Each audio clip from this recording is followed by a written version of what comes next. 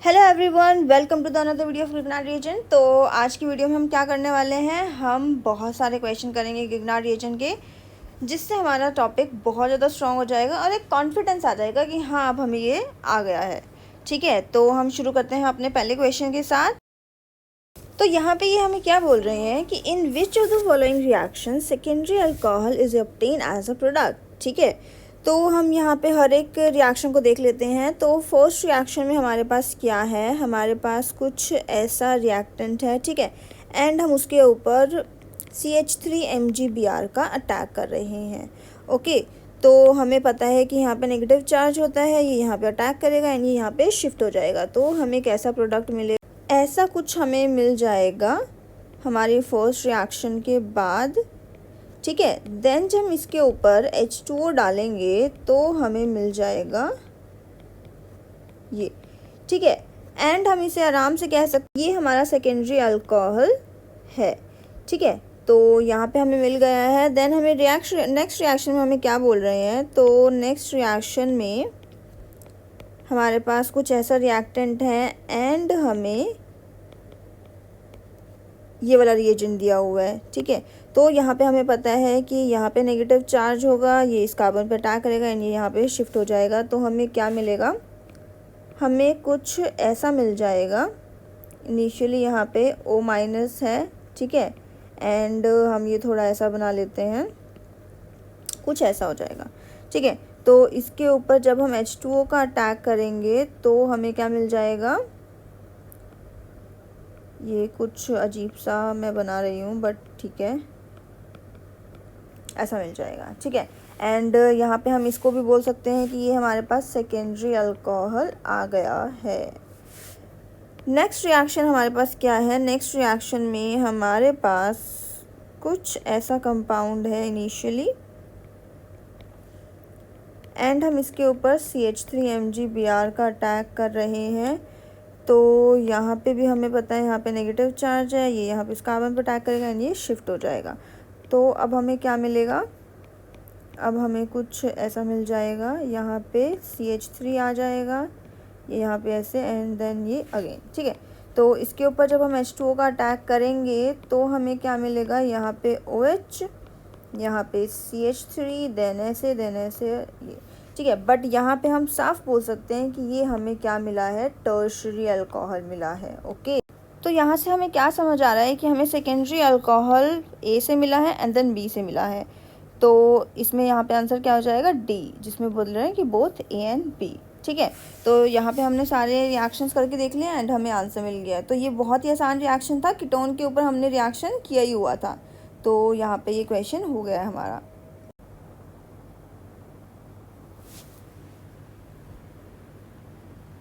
तो अब हम चलते हैं अपने सेकेंड रिएक्शन की तरफ, जो बहुत ही इंपॉर्टेंट है एंड बहुत ही इंटरेस्टिंग है। तो इसके अंदर क्या बोल रहे हैं कि फर्स्ट रिएक्शन के अंदर हम कितने मॉलिक्यूल्स ऑफ ग्रिग्नार्ड रिएजेंट लें, कितने x molecules of Grignard reagent लें कि हमें ये प्रोडक्ट मिल जाए, एंड सेकेंड रिएक्शन में हम कितने Y molecules of Grignard reagent लें कि हमें ये प्रोडक्ट मिल जाए, एंड देन हमें x/y का रेशियो बताना है। ठीक है, तो चलो, तो फर्स्ट रिएक्शन के अंदर अगर हम देखें तो हमारे पास ये क्या है, एक अल्कोहलिक ग्रुप है। ठीक है, अल्कोहलिक ग्रुप को कितने मॉलिक्यूल्स ऑफ ग्रिग्नार्ड रिएजेंट चाहिए होते हैं, 1 इक्विवेलेंट। अब ये मत सोचना कि अरे यार यहाँ पे भी OH है, यहाँ पे भी OH है, तो ग्रिग्नार्ड रिएजेंट ने तो कुछ किया ही नहीं है, तो हम क्यों इसको काउंट कर रहे हैं कि यहाँ पे कोई रिएक्शन हुई है। अरे भाई, रिएक्शन हुई है, इस ग्रिग्नार्ड रिएजेंट ने CH3 नेगेटिव ने H ले लिया था उसका, तो H लेके इसने उसको O- बना भी दिया था, बट हमने एसिडिक वाटर भी तो दोबारा से डाल दिया। तो इसका मतलब ग्रिग्नार्ड रिएजेंट ने H लिया था, O- बना था, पर बाद में जब हमने H3O पॉजिटिव डाला तो ये वापस से H आ चुका है। ठीक है, तो इसलिए 1 इक्विवेलेंट का यूज़ हुआ है। सेम ऐसे ही थायोल के साथ भी हुआ है कि एसिड बेस रिएक्शन हुई थी और उसके बाद 1 इक्विवेलेंट यूज़ हुआ था, बट फिर वापस से एसिडिक वाटर यूज़ होके SH वापस आ गया। ठीक है, चलो, तो फिर अब हम नेक्स्ट देखते हैं कि एसिड क्लोराइड को जब अल्कोहल में कन्वर्ट होना होता है तो कितने इक्विवेलेंट यूज़ होते हैं। तो इसमें कितने होते हैं, 2 इक्विवेलेंट यूज़ होते हैं, क्योंकि इसको याद करो, एसिड क्लोराइड के अंदर जब हम 1 इक्विवेलेंट डालते थे तो हमें क्या मिलता था, हमें कीटोन मिलता था, बट जब हम 2 इक्विवेलेंट डालते थे तब हमें अल्कोहल मिलता था, ठीक है। एंड सेम हमारा केस एस्टर के साथ भी होता था। तो ये हमने प्रीवियस नॉलेज थोड़ा रिवाइज कर लिया है, ठीक है। तो यहाँ पे हम देख सकते हैं कि एसिड क्लोराइड को हमें 2 इक्विवेलेंट्स चाहिए, एंड सेम ऐसे ही यहाँ पे भी एसिड क्लोराइड को अगर अल्कोहल में कन्वर्ट होना है तो फिर से 2 इक्विवेलेंट चाहिए।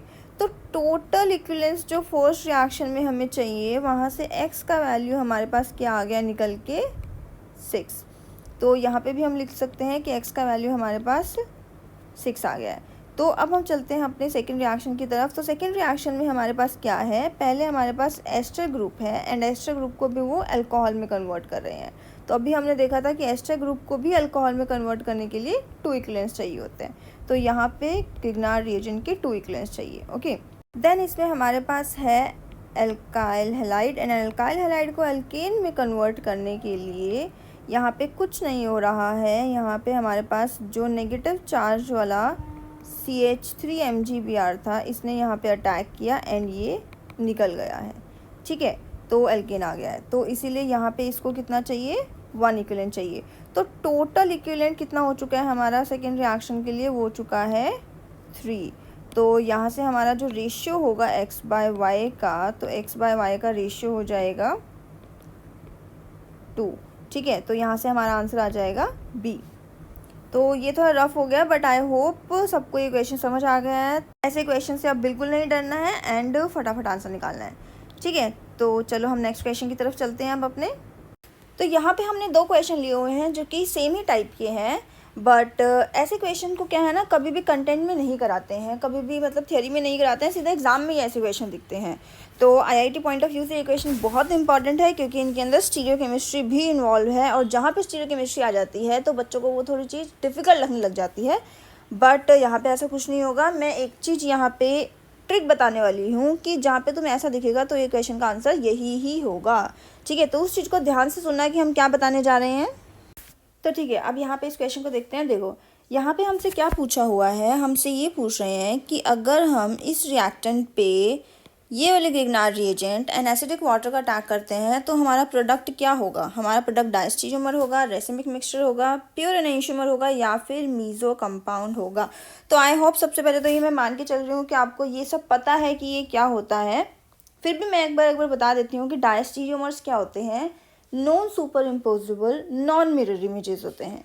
रेसिमिक मिक्सचर जो होता है वो पेयर ऑफ एनेंटियोमर्स होता है, एंड प्योर एनेंटियोमर क्या होता है, मतलब एनेंटियोमर्स क्या होते हैं, वो non superimposable mirror images होते हैं, ठीक है। एंड मीज़ो कंपाउंड ऐसे कंपाउंड्स होते हैं जहाँ पे कायरल सेंटर है but still molecule optically inactive है because of the plane of symmetry, ठीक है। तो ये मैंने एक बार बता दिया है।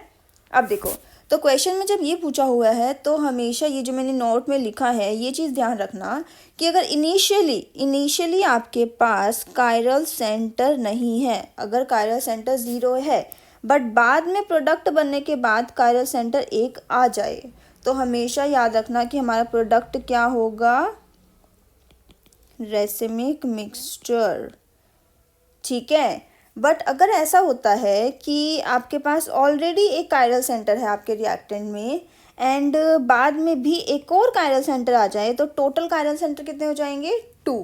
तो हमेशा आपका प्रोडक्ट क्या बनेगा, डायस्टीरियोमर, ठीक है। तो ये तो मैंने एज अ हिंट बता दिया है, इसको मैं एक्सप्लेन भी कर देती हूँ कि हम ऐसा क्यों बोल रहे हैं। तो सबसे पहले चलते हैं अपने फर्स्ट क्वेश्चन की तरफ, ठीक है। अब देखो हमारे पास ये जो कार्बन है जिसके ऊपर अटैक होने जा रहा है, ये sp2 हाइब्रिडाइज्ड कार्बन है। अब sp2 हाइब्रिडाइज्ड कार्बन होने का क्या मतलब होता है कि वो कार्बन जो है हमारा वो प्लेनर कार्बन है, ठीक है। तो यहाँ पे फिर हम जिस भी अपना रिएजेंट का अटैक कराने जा रहे हैं तो यहाँ पे क्या होगा कि ये कह सकते हैं हम कि वो रिएजेंट ऊपर से भी अटैक कर सकता है, नीचे से भी अटैक कर सकता है, क्योंकि वो जो कार्बन के अराउंड जो ज्योमेट्री है हमारी वो प्लेनर है, ठीक है। या फिर यहाँ दिखाने के लिए हम ये भी बोल सकते हैं कि वो राइट से भी अटैक कर सकता है या फिर वो लेफ़्ट से भी अटैक कर सकता है, ठीक है। तो यहाँ पे फिर हमारे प्रोडक्ट्स क्या हो जाएंगे, यहाँ पे हमारे पास कुछ ऐसा प्रोडक्ट आ जाएगा कि यहाँ पे CH3H OH and pH। And एक और हमारा जो प्रोडक्ट आ जाएगा वो क्या आ जाएगा यहाँ पे, तो वो कुछ ऐसा आ जाएगा। ठीक है, तो ये हमारे दो प्रोडक्ट्स आ जाएंगे एंड इन्हीं दो प्रोडक्ट्स को हम क्या बोलते हैं, रेसिमिक मिक्सचर। क्योंकि हमारे पास दोनों कंपाउंड्स के अंदर एक कायरल सेंटर है, दोनों के अंदर एक एक कायरल सेंटर है एंड दोनों का जो स्टीरियोकेमिस्ट्री है वो एकदम रिवर्स है। ठीक है, तो ये क्या है, दोनों non superimposable mirror images हैं। तो देखो हमारे पास जो रिएक्टेंट था उसके पास कोई कायरल सेंटर नहीं था, बट हमारे पास जो प्रोडक्ट आए हैं उनके पास कायरल सेंटर है, दोनों के पास एक एक कायरल सेंटर है, तो इसीलिए हमारे पास रेसिमिक मिक्सचर बना है। तो इसका आंसर क्या हो जाएगा, बी। ठीक है, तो अब चलते हैं हम अपने सेकंड क्वेश्चन की तरफ। अब अगर हम सेकंड क्वेश्चन की तरफ देखें तो इसमें जो रिएक्टेंट है वहाँ पे ऑलरेडी एक कायरल सेंटर प्रेजेंट है। ठीक है, तो जब ऑलरेडी एक कायरल सेंटर प्रेजेंट तो हम कौन से प्रोडक्ट्स की उम्मीद कर सकते हैं, तो सी। तो हमारे पास देखो ये जो कायरल सेंटर है इसके पास तो स्टीरियोकेमिस्ट्री चेंज होने वाली है नहीं। मतलब हम क्या कहना चाह रहे हैं, देखो हमने ये रिएजेंट ले लिया, यहाँ पे नेगेटिव चार्ज है, यहाँ पे ये अटैक करेगा, यहाँ पे ऊपर चल जाएगा। सेम सिचुएशन अभी भी वही है कि ये हमारा sp2 हाइब्रिडाइज्ड कार्बन है, तो हमारे प्रोडक्ट्स क्या हो जाएंगे, हमारे प्रोडक्ट्स हो जाएंगे sp2 कार्बन के सराउंडिंग में हमेशा ही क्या हो जाता है, यहाँ पे देखो यहाँ पे कुछ ऐसा हमें मिलेगा एंड एक और जो हमें प्रोडक्ट मिलेगा वो कैसा होगा, देखो इस कार्बन के अराउंड तो कुछ भी नहीं हुआ है ना, कोई रिएक्शन जब हुई ही नहीं है तो इसके अराउंड स्टीरियोकेमिस्ट्री थोड़ी चेंज होगी, बट यहाँ पे कुछ ऐसा हो जाएगा। ठीक है, देखो तो पहले क्योंकि इस कार्बन पे अटैक हुआ था तो यहाँ पे इस कार्बन के अराउंड हमने एक बार ऊपर से अटैक किया, एक बार नीचे से अटैक किया। तो जब नीचे से अटैक किया है तो हमें कुछ ऐसा मिला है, जब हमने ऊपर से अटैक किया है तो हमने कुछ ऐसा मिला है। क्योंकि हम यहाँ पे देख सकते हैं कि नीचे से अटैक किया है, मतलब हमने अटैक किसका किया, रिएजेंट का किया है ना, CH3 नेगेटिव का किया है। तो जब नीचे से किया है तो हमें ये डॉटेड लाइन पे मिल गया, जब ऊपर से किया है तो हमें ये सॉलिड लाइन पे मिल गया है। ठीक है, तो अब एक चीज़ देखो कि दो हमें पेयर्स मिले हैं जहाँ पे एक कायरल सेंटर के अराउंड तो स्टीरियोकेमिस्ट्री पूरी चेंज हो रही है, बट दूसरे कायरल सेंटर के अराउंड तो वही की वही है। तो ऐसे पेयर्स ऑफ मॉलिक्यूल्स को बोलते हैं डायस्टीरियोमर्स।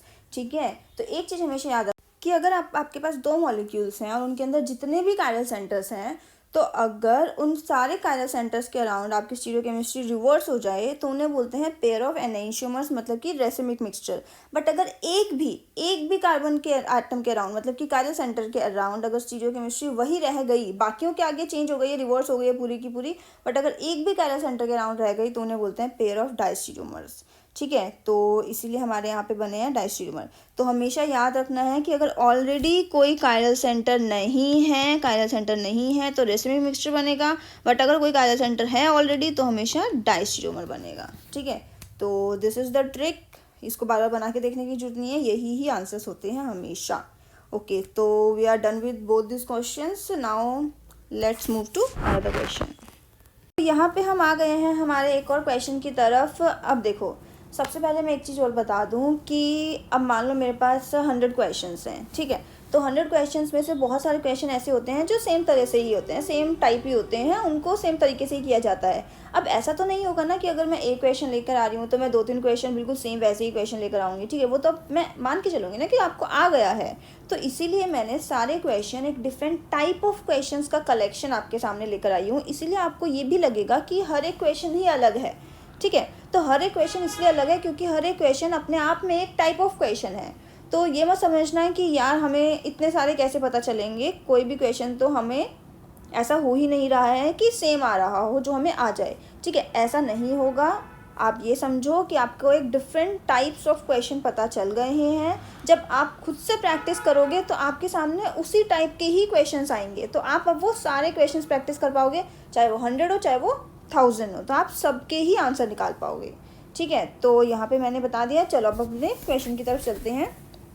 तो यहाँ पे हमें क्या किया हुआ है, हमें 2 रिएक्शंस दी हुई हैं, एक रिएक्शन एंड सेकंड रिएक्शन। ठीक है, तो सबसे पहले इन्होंने क्या किया है, NaHCO3 से अटैक किया है। ठीक है, और NaHCO3 में जो कार्बन है वो 14 आइसोटोप वाला है, ना कि 12 आइसोटोप वाला। ठीक है, तो सबसे पहले तो हम यही देखते हैं। अब हमें एक चीज़ पता है कि जब भी हम कार्बोक्सिलिक एसिड का अटैक NaHCO3 से कराते हैं, जो कि यहाँ पे 14 है, तो हमें यहाँ पे क्या मिलता है, CH3COONa plus H2O and plus एक गैस मिलती है CO2 की। बट यहाँ पे वो जो गैस मिलेगी वो 14 आइसोटोप वाली CO2 की गैस मिलेगी। ठीक है, एंड सेम ऐसे ही हमारे पास सेकेंड रिएक्शन में क्या हो जाएगा, सेकेंड रिएक्शन भी हमारी कुछ ऐसी ही है। वहाँ पे हमारे पास सल्फोनिक एसिड है, तो सल्फोनिक एसिड भी सेम ही रिएक्शन देता है कार्बोक्सिलिक एसिड की तरह, सारे करेक्टर सेम होते हैं। तो यहाँ पे हमारे पास क्या आ जाए, CH3S_OONa plus H2O and CO2।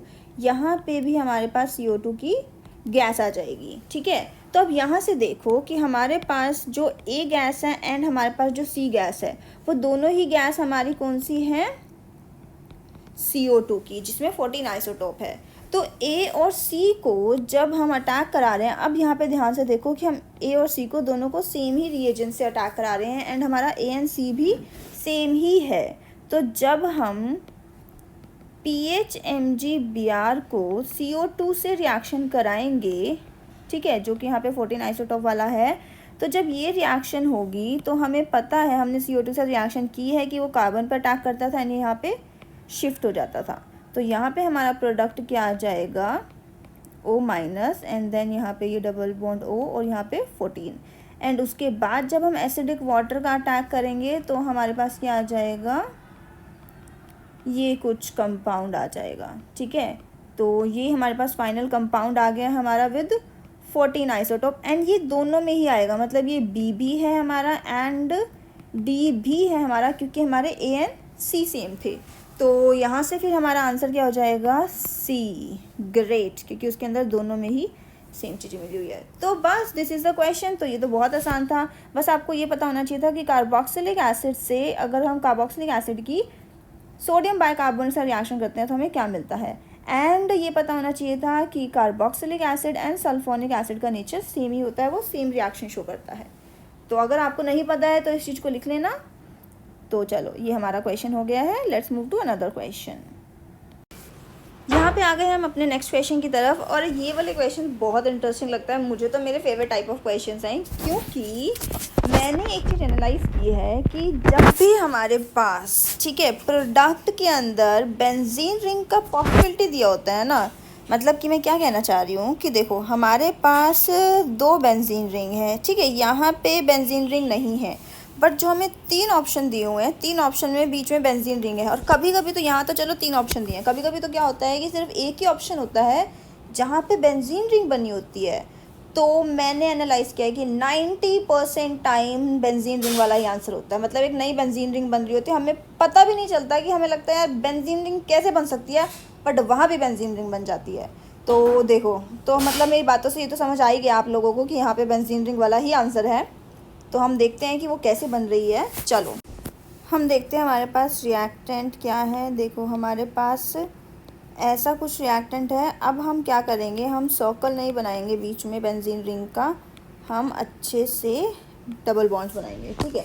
तो जब हम इसके ऊपर MEMGI का अटैक करेंगे तो हमें अटैक तो अब बहुत अच्छे से समझ आ गया कि कैसे होने वाला है। यहाँ पे अटैक होगा, ये यहाँ पे शिफ्ट हो जाएगा, तो हमारे पास क्या आ जाएगा, अगेन एक बेंजीन रिंग, देन हमारे पास यहाँ पे Me, यहाँ पे O minus and then again एक और बेंजीन रिंग, ठीक है। तो अब हमें क्या करना, हमें H पॉजिटिव का अटैक करना है। तो अब हमारे पास क्या आ जाएगा, हमारे पास कुछ ऐसा आ जाएगा जो कब से आता ही जा रहा है हमारे पास, बहुत सारे क्वेश्चन में हमने कर लिया है, तो ठीक है, तो ऐसा आ गया। बट अब इंटरेस्टिंग कहानी कहाँ से शुरू होगी कि जब हमारे पास एक और H पॉजिटिव का अटैक हो जाएगा, क्योंकि हमारे पास कोई एक H पॉजिटिव तो है नहीं, बहुत सारे H पॉजिटिव हैं, ठीक है। तो अब हमारे पास क्या हो जाएगा, H पॉजिटिव के ऊपर ये ऑक्सीजन के लॉन पर अटैक कर रहे हैं, ठीक है, और हमारे पास कुछ ऐसा प्रोडक्ट आ जाएगा अब। तो हमारे पास कुछ ऐसा आ गया है।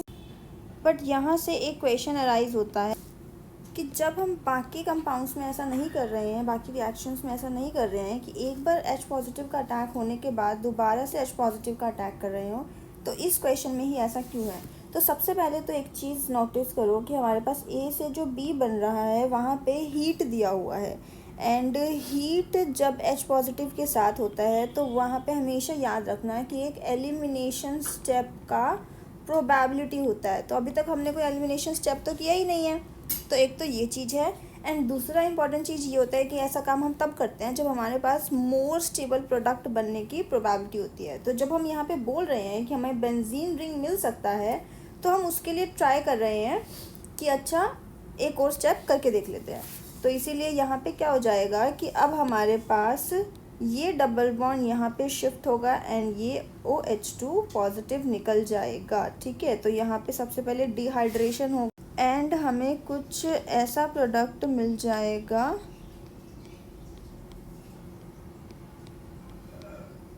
तो हमें ऐसा कुछ मिल जाएगा एंड यहाँ पे होगा पॉजिटिव चार्ज, एंड इस पॉजिटिव चार्ज को न्यूट्रलाइज करने के लिए ये वाला हाइड्रोजन जो है वो एलिमिनेशन दे देगा। ठीक है, तो यहाँ पे जो पॉजिटिव था ये इस कार्बन पे था, इस कार्बन के पॉजिटिव चार्ज को न्यूट्रलाइज करने के लिए हमारा ये वाला हाइड्रोजन एलिमिनेशन दिखाएगा, निकल जाएगा, एंड ये नेगेटिव चार्ज जो है वो यहाँ पे इस कार्बन पे शिफ्ट हो जाएगा। ठीक है, तो हमारा यहाँ पे प्रोडक्ट कैसा आ जाएगा, अब हमारा कुछ ऐसा प्रोडक्ट आ जाएगा। यहाँ पे हमारे पास Me था ही, यहाँ पे डबल बॉन्ड, ये दो डबल बॉन्ड थे ही, एंड हमारे पास एक नया डबल बॉन्ड आ गया जो कि है ये वाला। ठीक है, तो सी अब हमारे पास क्या है, फाइनली हमारे पास 3 बेंजीन रिंग वाला प्रोडक्ट आ गया है। एंड एक चीज़ हमने यहाँ पे किया है कि सारे क्वेश्चंस में यहाँ पे ऑलरेडी एक बॉन्ड था, तो इसलिए हमारा आंसर हो जाएगा यहाँ पे B। Let's move to another interesting question. तो इस क्वेश्चन में हमारे पास क्या है, हमें एक रिएक्टेंट दिया हुआ है, हम थोड़ा जल्दी कर रहे हैं ये वाला क्वेश्चन। तो हमें एक रिएक्टेंट दिया हुआ है, उसके बाद हमारे पास 4 कार्बन हैं एंड टर्मिनल पोजीशंस पे हमारे पास MgBr लिखा हुआ है। ठीक है, तो हमें क्या करना है, हमें पता है कि ऐसे केस में हम नेगेटिव चार्ज वाले कार्बन को कार्बन पर अटैक कराते हैं एंड देन ये शिफ्ट हो जाता है। तो यहाँ पे हमारे पास प्रोडक्ट क्या आ जाएगा, इनिशियली हमारे पास कुछ ऐसा आ जाएगा। ओके ग्रेट, तो अब हमें पता है कि हमेशा साइक्लिक ईथर्स के केस में ये यहाँ पे शिफ्ट होता है एंड ये लिविंग ग्रुप निकल जाता है। ठीक है, तो यहाँ पे अब हमारे पास क्या आ जाएगा, हमारे पास कुछ ऐसा आ जाएगा अब। तो ये हमारे पास आ गया है। अब हमारे पास जब एक और टर्मिनल पोजीशन पे ग्रिग्नार्ड रिएजेंट है, जब हमारे पास एक और नेगेटिव चार्ज है, हमारे पास कार्बोनिल सेंटर है, तो ये काम वापस से क्यों नहीं हो सकता, बिल्कुल हो सकता है। ठीक है, तो अब एक चीज़ पे ध्यान दो कि हमारे पास कितना मेंबर रिंग बनेगी, हमें 1 2 3 4 एंड 5। तो यहाँ से हमारे पास एक 5 मेंबर रिंग बन जाएगी। तो वो 5 मेंबर रिंग हमें कैसे दिखाई देगी, तो वो ऐसे दिखाई देगी। लेट्स से कि हमारी जो 5 मेंबर रिंग है वो कुछ ऐसे है। तो यहाँ पे भी हम नंबरिंग कर लेते हैं। लेट्स से ये 1 है, ये 2 है, ये 3 है, ये 4 है एंड ये 5 है। ठीक है, तो यहाँ पे अगर हम अपने ये वाले प्रोडक्ट की तरफ देखते हैं तो यहाँ पे हम देख सकते हैं कि फर्स्ट कार्बन पे अब कुछ नहीं लगा हुआ है, अब जो लगा हुआ है वो 5th कार्बन पे लगा हुआ है सब कुछ। तो 5th कार्बन पे क्या क्या लगा हुआ है हमारे पास, एक तो O- लगा हुआ है एंड ये 1 2 3 कार्बन का चेन है एंड लास्ट में O- है। ठीक है, तो ये हमारा हो गया है एंड देन हम इसके ऊपर जब H3O पॉजिटिव का अटैक करेंगे, क्योंकि अब हमारे पास कुछ और नहीं हो सकता है, कोई और अटैक नहीं हो सकता है, तो हमें फाइनली क्या मिल जाएगा। इसको थोड़ा मैं अच्छे से रख रही हूँ, अब मैं इसको 5th कार्बन मान के चल रही हूँ। तो हमारे पास क्या हो जाएगा, यहाँ पे OH एंड ये 3 कार्बन्स के बाद OH। ठीक है, तो ऐसा हमें किस में दिखाई दे रहा है, ऐसा हमें बी ऑप्शन में दिखाई दे रहा है, तो हमारा आंसर हो जाएगा यहाँ पे बी। ग्रेट, तो ये भी हमने क्वेश्चन कर लिया है। तो हमने कुछ क्वेश्चन प्रैक्टिस किए हैं आज, तो अभी के लिए इतना ही। अब हम बाकी क्वेश्चंस नेक्स्ट वीडियो में करेंगे। ओके, तो चलो अभी के लिए बाय बाय।